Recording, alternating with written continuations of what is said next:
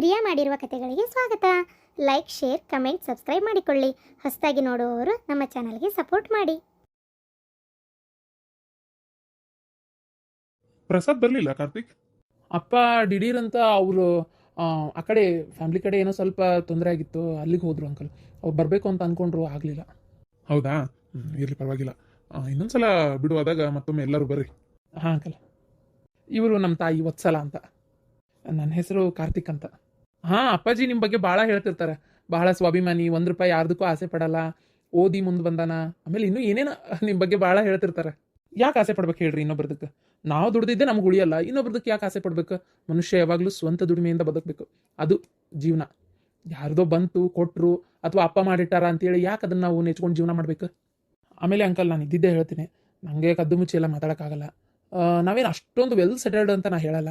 ಫ್ಯಾಮ್ಲಿಯಿಂದ ತಕ್ಕ ಮಟ್ಟಿಗೆ ಒಂದು ಮಿಡಲ್ ಕ್ಲಾಸ್ ಫ್ಯಾಮ್ಲಿನೇ ನಮ್ಮದು. ಇಬ್ಬರು ತಂಗಿ ಅಂದ್ರೆ ಇದ್ರು, ಮದುವೆ ಮಾಡಿಕೊಟ್ಟಿವಿ.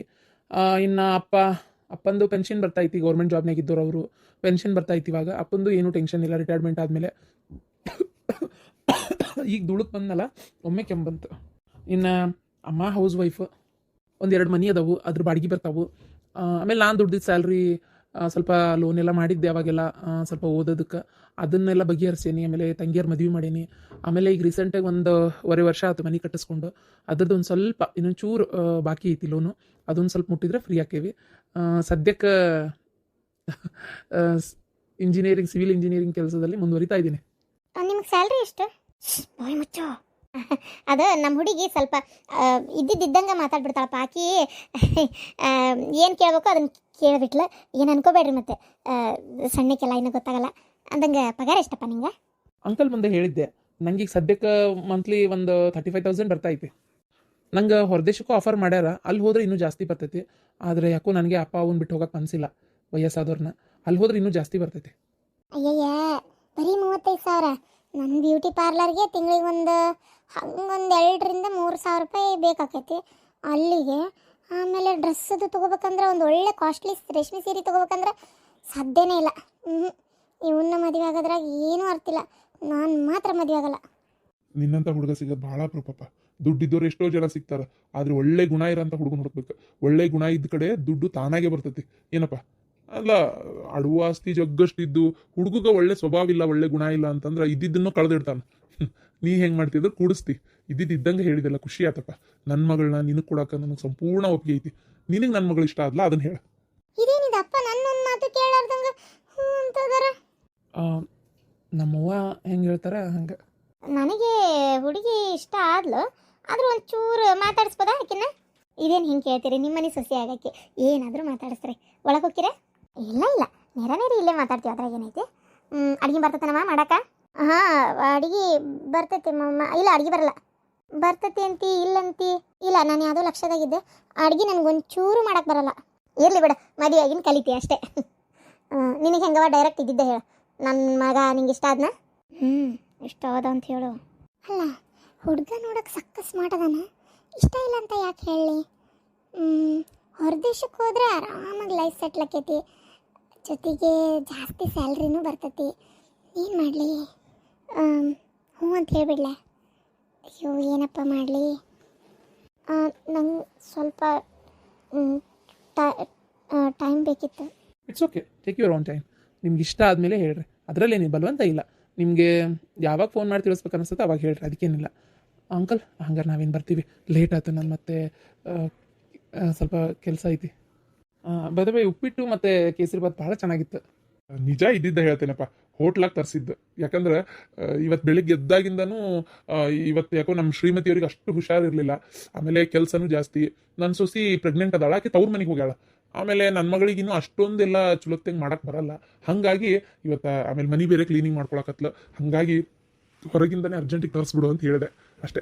ತಪ್ಪು ತಿಳ್ಕೊಬಿಡಪ್ಪ. ಅಯ್ಯೋ, ಅದ್ರಲ್ಲಿ ಏನೈತ್ರಿ? ಎಷ್ಟೋ ಸಲ ನಮಗೂ ಅನಿವಾರ್ಯ ಕಾರಣ ಅನಾನುಕೂಲ ಆದಾಗ ನಾವು ತರಿಸ್ಕೊಂಡಿರ್ತೇವಪ್ಪ, ಅದ್ರಾಗ ಏನೈತಿ? ಮನೆಗೆ ಹಳೆ ಬಂದಾಗ ಒಂದೊಂದ್ಸಲ ಮಾಡೋಕ್ಕಾಗಿರಂಗಿಲ್ಲ, ನಾನು ಬಿಸಿ ಇರ್ತೇನೆ. ಅವಾಗ ಹೊರಗಿಂದ ತರಿಸಿ ಊಟಕ್ಕೂ ಹಾಕೇವು ನಾವು. ನಮ್ಗೆ ನೋಡ್ರಿಪ್ಪ, ಇದ್ದಿದ್ದಂಗೆ ಹೇಳ್ತಾ ಇದ್ದೀನಿ, ಅದ್ರಾಗ ಏನೂ ನಂಗೆ ಬೇಜಾರಿಲ್ಲ. ಒಟ್ಟು ಚೆನ್ನಾಗಿತ್ತು. ಸರಿ, ನಾವೇನು ಬರ್ತೀವಿ.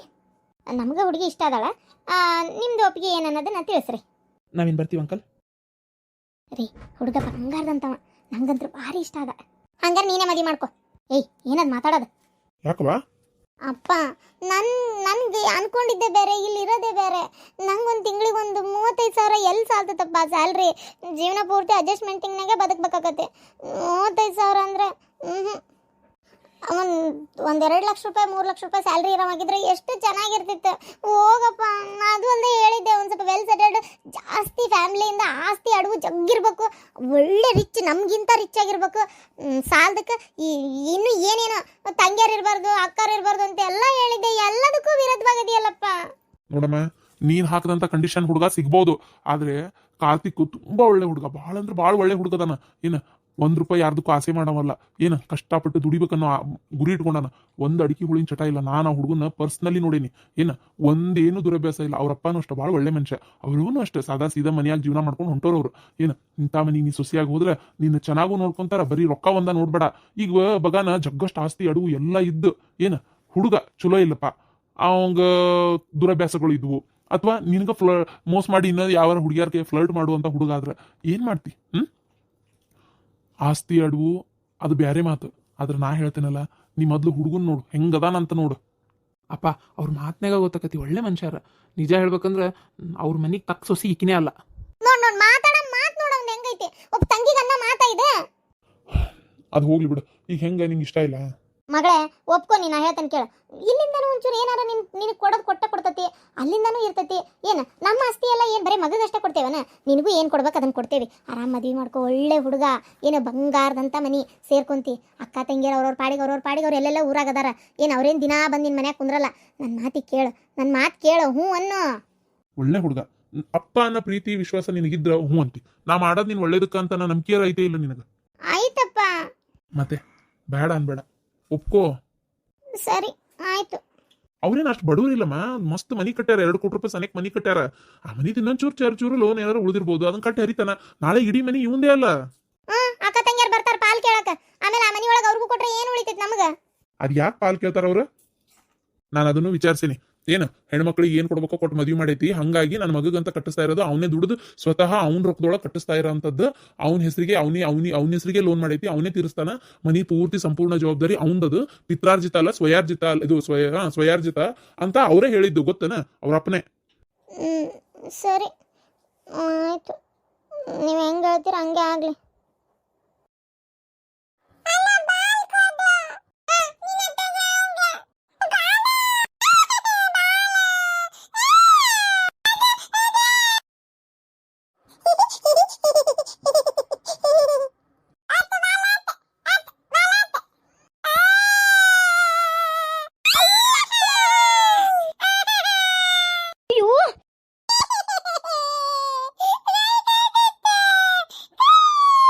ಅಯ್ಯೋ ಕೈ ಕಡ್ದ್ಲೋ ಏನ? ಅಯ್ಯೋ ಪುಟ್ಟಿ, ಹಂಗ ಅಣ್ಣನ ಕೈ ಕಡಿತಾರನ? ಬಾರ ಬಾಬಾ ಬಾ ದೇವ್ರೇ, ಅವ ಮಕ್ಕೊಂಡನ ಅನ್ನೋದ್ರಾಗ ಇವ್ರಿಬ್ರು ಚಾಲು ಆಗೈತ್ ನೋಡು. ಮಾಡ್ಬಾರ್ದವ, ಅಣ್ಣ ಅಲ್ಲನ ಪಾಪ ನೋಡು, ಕೈ ಹೆಂಗ್ ಕಡ್ದಿ. ಅಕ್ಕ ಲಕ್ಷ್ಮಿ 100 ವರ್ಷ ಆಯ್ಸವ. ಈಗಾರ ನೆನ್ಸ್ಕೊಂಡೆ, ನಿನ್ನಂಗ ಕಡಿಯ ಬುದ್ಧಿ ಬಂದತ್ ನೋಡಕ್ಕಿಗೂ. ನೀ ಕಡಿತಿದ್ದೆಲ್ಲ ಸಣ್ಣಕ್ಕಿದ್ದಾಗ ನನ್ನ ಕೈ ಹಂಗ ನಿಂದೆ ಚಾಳಿ ಬಂದಿರೋದು ನೋಡು. ಕೈ ಹೆಂಗ್ ಕಡಿತಾಳ ನೋಡು. ಹೌದಾ? ಅಯ್ಯೋ ಏನ್ ಮಾಡಕತ್ತಕ್ಕ, ಅದು ಸಣ್ಣದ ಅವ್ನ್ ಹೇಳದ ಆಕಿಗೆ ಹೇಳದ ಹೇಳ ನೋಡನ್ ತಮ್ಮಲ್ಲಿ ಬಾರೇ ಇಲ್ಲಿ ಪುಟ್ಟಿ. ಏನ ದಿಢೀರ್ ಅಂತ ಬಂದ್ಬಿಟ್ಟಿ? ಹೋಗಿದ್ದೇನೆ ಸ್ಕ್ಯಾನಿಂಗ್ ಅದು ಮಾಡಿಸಿದೆ, ಆರಾಮದಿಯಾ? ಮಾಡ್ಸೇನಕ್ಕ, ಸ್ಕ್ಯಾನಿಂಗ್ ಎಲ್ಲ ಆಗೈತಿ. ಏನಿಲ್ಲ, ನಾರ್ಮಲ್ ಆರಾಮ ಐತಿ ಅಂತ ಹೇಳಾರ. ಗುಳಿಗೆ ಟ್ಯಾಬ್ಲೆಟ್ಸ್ ಎಲ್ಲ ಕೊಟ್ಟಾರ. 1 ತಿಂಗಳು ಬಿಟ್ಟು ಬರ್ರಿ ಅಂತ ಹೇಳಾರ. 1 ತಿಂಗಳ ಹೋಗದ ನೋಡ, ತಪ್ಪಂಗಿಲ್ಲ. ಅಡಿಯ ಮಟ್ಟ ದವಾಖಾನಿಗೆ ಹೋಗದೆ. ಯಾವ್ದೋ ಫೋನ್ ಬಂತನ, ತಡಿವಾ ನೋಡ್ತೇನೆ. ಅಯ್ಯೋ ಅಕ್ಕ, 2 ಬಿಟ್ಟೋಕಿಯಾ? ಕೂಡ ಆಗ್ಲಿ ತಗೋ, ನಿಂಗೂ ಮಕ್ಕಳು ನೋಡ್ಕೊಳ್ಳೋದು ಹೆಂಗೆ ಅಂತೇಳಿ 1-2 ನಿಮಿಷ ಬಂದೆ. ಫೋನ್ ಬಂದೈತೆ, ನಿಮ್ಮ ಮಾವನ ಹಚ್ಚಿರ್ಬೇಕು. ನಿನ್ನೆ ರಾತ್ರಿ ಹಚ್ಚಿದ್ದೆ, ಯಾಕೆ ಫೋನ್ ಹತ್ತಲಿಲ್ಲ. ಬೆಳಗ್ಗೆಯಿಂದನೂ ಯಾಕೆ ಹಚ್ಚಿಲ್ಲ ಅಂತ ಎಷ್ಟು ಬೇಜಾರಾಗಿತ್ತು ಗೊತ್ತನ. ತಡಿ ಒಂದು ಈಟ್ ಮಾತಾಡಿ ಬರ್ತೇನೆ. ಹಂಗಾರ ಹೋಗು. ಏಯ್, ನಾನು ನಿಮ್ಮ ಮೌನಂಗಲ್ಲ, ವೆರಿ ಸ್ಟ್ರಿಕ್ಟ್, ಭಾರಿ ಸ್ಟ್ರಿಕ್ಟ್. ಏನ ನನ್ನಂತೇಲೆ ಅಲ್ಲ ಆಳೋದು ಬಾಯ್ ಮಾಡೋದು ಇಟ್ಕೋಬೇಡ್ರಿ. ಉಲ್ಲಪ್ಪ ಉಲ್ಲ ನನ್ಕಂದ ಉಲ್ಲಪ್ಪ ಉಲ್ಲ ನೀ ಬಾ.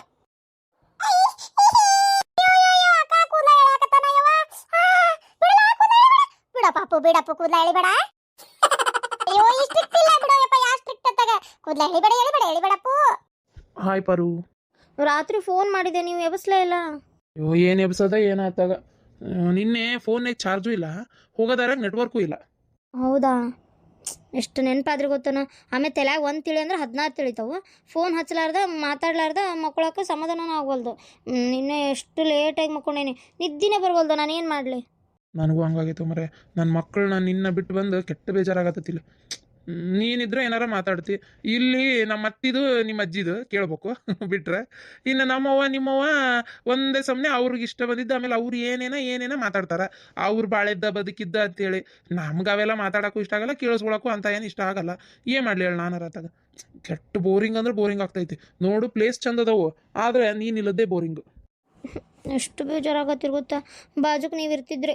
ಈಗಂತರೂ ಪಾಪನ್ ಸುಧಾರಿಸೋದು ನಂಗಂತರೂ ಭಾರಿ ಕಷ್ಟ. ಈಗ ನೋಡಿದ್ರೆ ಆ ಒಂದು ಗಬಿದ ಕೈ ಕಡ್ದಾಳ, ಅವಂಗ ಕೈ ಕಡ್ದಿದ್ದಕ್ಕೆ ಅವ್ನು ಅಳು ಅಳಾಕತ್ತಾನ.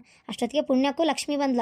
ಈಗ ನೀವು ಫೋನ್ ಮಾಡಿದಾಗ ಮಾತಾಡಕ್ಕೆ ಅಕ್ಕಿದ್ದಿಲ್ಲ. ಈಗ ನನಗೆ ಆಕಿ ಲಕ್ಷ್ಮಿ ಬಂದ್ಲಲ್ಲ, ಆಕಿ ಕೈಯಾಗ ಕೊಟ್ಟು ಬಂದು ನಿಮ್ಮ ಹತ್ರ ಮಾತಾಡ್ತಿರೋದು.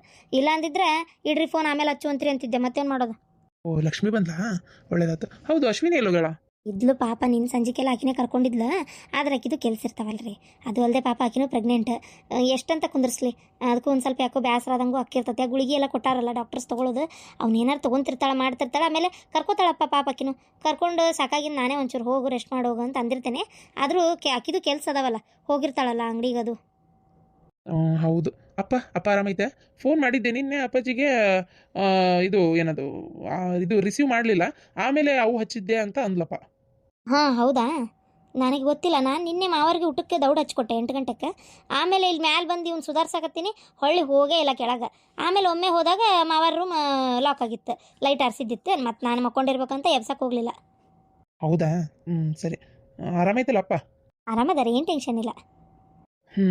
ಟೆನ್ಷನ್ ಎಲ್ಲ ನನಗಿರೋದೀಗ. ಒಂದೇ ಸಮನೆ ನೆನಪಾಗತ್ತಿ, ಮತ್ತಿನ್ನೇನೈತಿ. ಇನ್ನೂ ಎಷ್ಟು ದಿನ ಆಕೈತಿ? ಇನ್ನೊಂದು ವಾರ ಆಗ್ಬೋದು ಅನ್ನಿಸ್ತೈತಿ ನನಗಂತೂ. ಒಂದು ವಾರನೂ ಆಗಲ್ಲ ನಾನು ಅನಿಸ್ತೈತಿ. ಇರಲಿ, ಒಂದು ಹೆಚ್ಚು ಕಮ್ಮಿ 1 ವಾರ. ಹೊಳ್ಳಿ ಬರೋಕ್ಕದು ಟೈಮ್ ಬೇಕಲ್ಲ. ಹೌದಾ? ಎಷ್ಟು ನೆನಪಾಗತ್ತಿರಿ ಗೊತ್ತಾ. ಐ ಲವ್ ಯು ರೀ. I love you too. ನನಗೂ ಹಂಗೆ ನೆನಪಕ್ಕಿ. ಏನು ಮಾಡೋದು? ಅರವಿಂದ ಬಂದ್ರನ ರೂಮ್ ಚೆಕ್ಔಟ್ ಮಾಡ್ಬೇಕು. ಸರಿ, ನಾನು ನಿಮ್ಗೆ ಮತ್ತೆ ಸಂಜೆ ಹಚ್ತೇನೆ. ಆಯ್ತು. ಬಂದೆ. ಅಯ್ಯಪ್ಪ ಅಕ್ಕ ಬಂದೆ. ಯಾಕೆ ಏನಾಯ್ತು ಲಕ್ಷ್ಮಿ? ಗಟ್ಟವ ನೀನು ಈ ಮಕ್ಕಳು ಸುಧಾರ್ಸಕ್ಕ. ನಿನ್ನ ಮಗ ಅಂತರೂ ಕೂದಲ ಹಿಡಿದು ಜಗ್ಗಾಡ್ಬಿಟ್ಟ. ಈಗ ಇಷ್ಟತನ ನಂದು ಗೊತ್ತನ ಬೈದ್ನ ನಾನು ಬಾರಿ ಸ್ಟ್ರಿಕ್ಟ್ ನೋಡು ಹುಷಾರಿ ಅಂತೇಳಿ. ಅಷ್ಟಕ್ಕ ಕೂದಲು ಹಿಡಿದು ಹೆಂಗೆ ಜಗ್ಗಿದ ಗೊತ್ತಾ? ನೋಡವ ಹೆಂಗೆ ಸುಧಾರಿಸ್ಬೇಕು ನಾನು ಇವನ್ನ. ಇನ್ನೂ ಅವನು ಎದ್ದಿಲ್ ತಡಿ. ಅವನಿಗೆ ಇವನಿಗಿಂತ ಉಡಾಳ ಅವನು. ಅಲ್ಲ ಅಕ್ಕ, ನಿಂಗೆ 2 ಮಕ್ಕಳದ ಈಕಿ ಅಂತ ಹುಡುಗಿ ಬಿಡೆ. ಅವರಿಬ್ರು ಹುಡುಗರದಾಗ ಇವನೇ ಫಸ್ಟ್ ಸೆಕೆಂಡ್ ಅಂತ ಹೆಂಗ್ ಗುರ್ತಿಡಿತಿ ಅಕ್ಕ? ಗೊತ್ತಾಕೈತೆ, ತಾಯಿಗೆ ಗೊತ್ತಾಗಲ್ಲನ. ನೀನು ಎಂದರ ಒಂದಿನ ಹಿಂಗೆ ನೋಡ್ತೀಯಲ್ಲ, ಅದಕ್ಕೆ ನಿಂಗೆ ಹಂಗೆ ಅನಿಸ್ತತಿ. ನಂಗೆ ಗೊತ್ತಾಕೈತಪ್ಪ. ಅಯ್ಯಪ್ಪ, ಹಾಲು ಕುಡಿಯೋದು ಬಿಟ್ಟ ಮೇಲೆ ಬೇಕಾರೆ 1 ವಾರ ಕರ್ಕೊಂಡೋಗ್ತೇನಕ್ಕ. ಕರ್ಕೊಂಡೋಗಿ ನಮ್ಮ ಮನೆಗೆ ಇಟ್ಕೊಂತೇನೆ ನೋಡೋಣ. ನಮಗೂ ಸ್ವಲ್ಪ ಅನುಭವ ಆಗ್ಬೇಕಲ್ಲ. ಆಯ್ತು, ಹಂಗೆ ಮಾಡಿ. ಯಾರು ಬೇಡ ಅಂದ್ರೆ. ಆದ್ರೆ ಮಾತ್ರ ಚಂದ ಅಲ್ಲ ಅಕ್ಕ. ಈ ಮಕ್ಕಳ ಜೊತೆಗೆ ಆಟ ಆಡೋದಂತಾರ ಖುಷಿ. ಅದಾಗ್ಲಿ, ನೀನು ಇಲ್ಲಿವರೆಗೂ ಬಂದೆಲ್ಲ ಆ ವಿಷಯ ಹೇಳ.